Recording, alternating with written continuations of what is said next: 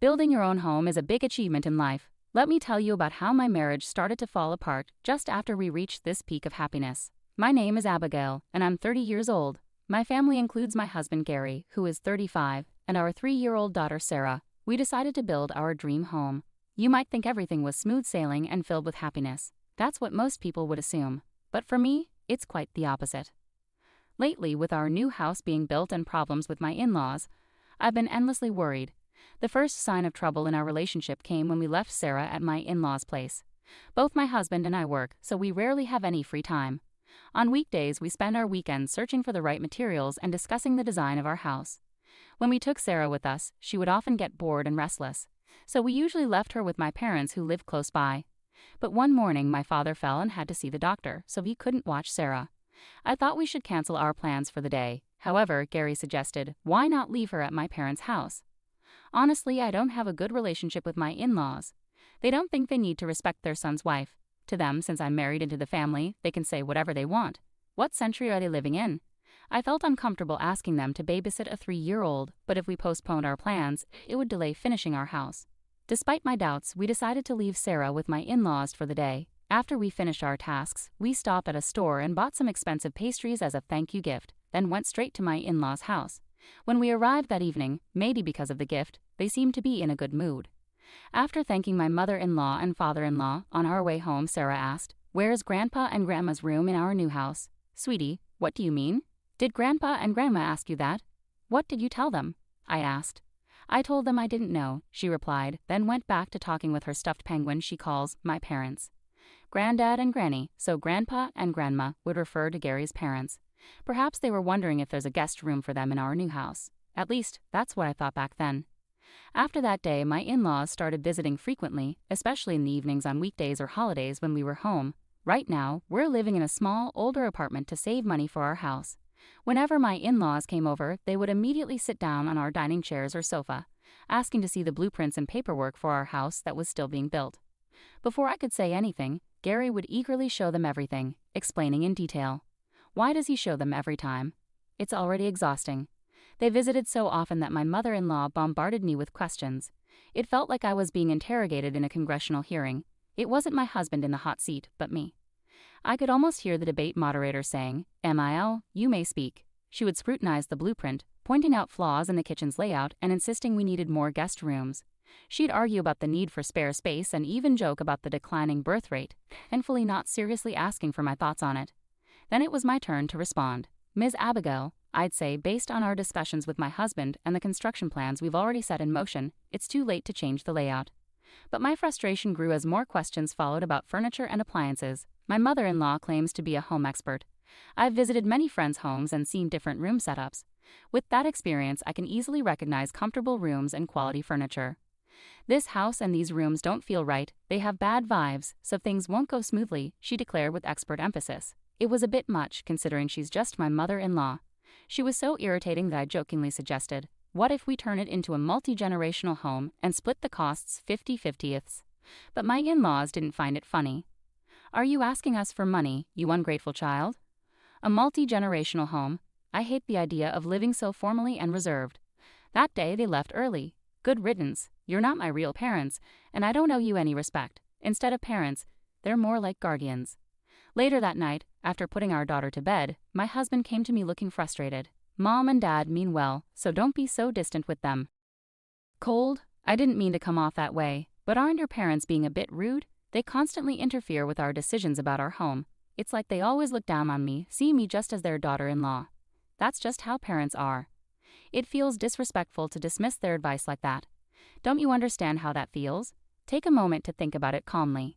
From then on, my husband turned away and didn't speak to me. I know they're your parents, but we're a separate household, and they haven't given us any financial support. They don't contribute financially but still have a lot to say. Isn't that unfair? My husband told me to calm down, but instead of cooling off, I was boiling with anger over the injustice, which made it hard to sleep.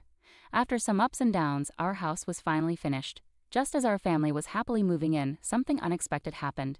My parents are moving in with us starting today. Dad can take the bigger room upstairs and Mom will be fine in the smaller one. Wait a minute. Hold on. Where is this coming from? We agreed that one of the upstairs rooms would be for Sarah. I never heard anything about this. Plus, what if your parents decide they don't like the rooms? They might not say anything, but they've already seen them. Your parents checked out the rooms the day before we did. Wait, they saw the house before us? Yeah, they wanted to see it, so I gave them my key. It's not a big deal, my husband replied, clearly annoyed as he returned to working on the half-done TV cables. Not a big deal? Well, it is now. It's become a really big deal. I didn't want to see my husband's face, so I left the kitchen where I was packing and went upstairs. I locked myself in the room, trying to clear my head amidst the mix of anger and confusion. Thankfully, I had already dropped Sarah off at daycare, giving me some space and time to think amidst all the unpacking. The sudden news about living with my in-laws made me completely fed up with both my husband and his parents. I didn't want to spend another moment with them, but we had just invested significantly in this house. I needed to calm down and think rationally. I had to figure out what needed to be said and what didn't for the sake of my daughter and myself. I stayed in my room, deep in thought, waiting for my in-laws to arrive as my husband had mentioned they would be coming in the afternoon with a truck full of their belongings. You could at least greet us. Honestly, such rude people. Oh my, nothing's unpacked yet? You're so slow. I overheard my in-laws complain as they made themselves at home downstairs. I decided to go downstairs and face them at the entrance. Excuse me, but I wasn't informed about this living arrangement, I said, my voice unexpectedly cold. My father-in-law appeared annoyed and shot back. I told Gary, that should be enough. No, it's not. This morning was the first I heard about your plan to move in from Gary. I have no intention of living with you, especially after such disrespect. What? Gary agreed to it. You think you can defy your husband like that? Such a presumptuous daughter-in-law. If you don't like it, maybe you should leave. This is hopeless. We've always struggled to communicate properly with them. As I pondered my next words, my husband rushed over. What's going on, Abigail? Why are you arguing with my parents? This isn't just an argument. I'm being criticized simply for being your daughter-in-law, and now you're blaming me too. I realized once again Gary was just like his father, like son. Gary, I can't possibly live with your parents. Why not? You're making this difficult for me. As your wife, I'm an individual person. You can't force me to obey. Upon hearing our exchange, Gary's father exclaimed, We don't need such a daughter-in-law in our home. Then Gary agreed, maybe you're right. If she can't respect my parents, maybe we should divorce. I had been waiting for this. All right, let's get a divorce then, I stated clearly. My husband was the one who asked for divorce, and I, the wife, just agreed to what he wanted. With hope that my phone in my pocket would record our entire conversation properly, I continued, Since we'll be strangers now, please pay me back the $350,000 I loaned you for this house's construction. His parents gasped in shock, looking completely baffled. Gary's face turned pale as he stared at me. I calmly clarified to his stunned parents, there seems to be some confusion. Gary didn't contribute a single cent to buying this house. I used my savings because he didn't have any savings. We both worked and split our living expenses equally. The plan was to save individually, but he spent his money instead of saving. Abigail, that's enough, Gary interjected. It's true. Yet when we bought the house, Gary insisted it be in his name. That's why I loaned him the money, and we have a written agreement to prove it. No way, Gary exclaimed. Ignoring their disbelief, I quickly packed essentials, my daughter's toys and clothes, into suitcases and duffel bags. I held her favorite stuffed penguin close. Loading everything into my compact car, I drove away, saying goodbye to the house we had briefly called home. After picking up my daughter from daycare, we headed to my parents' home in Nebraska. My parents, dressed casually, were surprised to see me arrive with so much luggage. This is sudden, and I know it might be inconvenient. If it's too much trouble, I can stay at a motel, I offered hesitantly. They quickly assured me it was fine. Later, I found out they had been worried I might harm my daughter or myself, though I had sworn to protect her no matter what. I shared the whole story with them, explaining my decision to divorce Gary and my determination to raise our daughter alone. They promised full support and suggested I stay with them for a while, which was a great relief. Since I was working that night, I documented everything that had happened between Gary, his parents, and me. I saved voice recordings of our conversations on my computer and external drive. Armed with this evidence, I visited several law firms on my days off until I found a trustworthy lawyer and officially hired them. A week flew by in the hustle of everyday life since I left our new house. That day, after finishing work and leaving the office, I was surprised to find someone waiting for me. It was my husband, or rather ex-husband, though technically still my husband on paper until the divorce was finalized. I had no intention of speaking with him, but the fear of potential aggression kept me on edge. So I thought we should go somewhere public, he suggested, and we entered a coffee shop together. I made sure to activate the recording function on my phone, just in case. Trying to remain calm, I asked, Do you have something to discuss? Yes, about the house. I'll transfer it to you and change the name on the deed. Can we consider the money issue settled? I'm sorry, but I can't live in that house anymore, especially after your parents were there before us. Why worry about such details? It's not a small thing for me, so the answer is no, I said firmly, taking a sip of my coffee as I observed my ex-husband closely. His hair was messy, sticking out in places, and he had some stubble on his chin. Despite wearing a suit, his shirt was wrinkled, as if it hadn't been ironed or cleaned properly. I wondered about the kind of life he was leading, but he looked worn out. Please, Abigail, I can't repay such a large sum of money that easily. You knew it was a significant amount when you borrowed it, didn't you? I suggested we put both our names on the house, or even just mine, but you insisted it be in your name, claiming it was my house. I thought I was the homeowner. I never really intended to get a divorce. I thought you knew I was just bluffing. I was serious. I'm done with you and I'm definitely getting a divorce. It's not just about your lack of responsibility. I can't handle your rude parents either. But I have to go. Sarah is waiting for me. Wait, I'm taking Sarah with me. Fear gripped me at my ex-husband's words. When I returned to my parents' house, I asked them to be cautious, afraid he might try to take Sarah by force.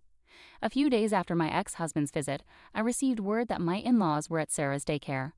I left work early and hurried to the daycare. Fortunately, I had informed them beforehand, so they had my in-laws waiting in a separate room where they couldn't see Sarah. As soon as I entered the room with my in-laws, they started shouting at me. Give us our granddaughter back, you gold-digging thief. What do you mean, thief? I haven't stolen anything. If you're not a thief, then you must be a con artist. You must have done something shady to get that kind of money at your age. It doesn't make sense for you to have so much money.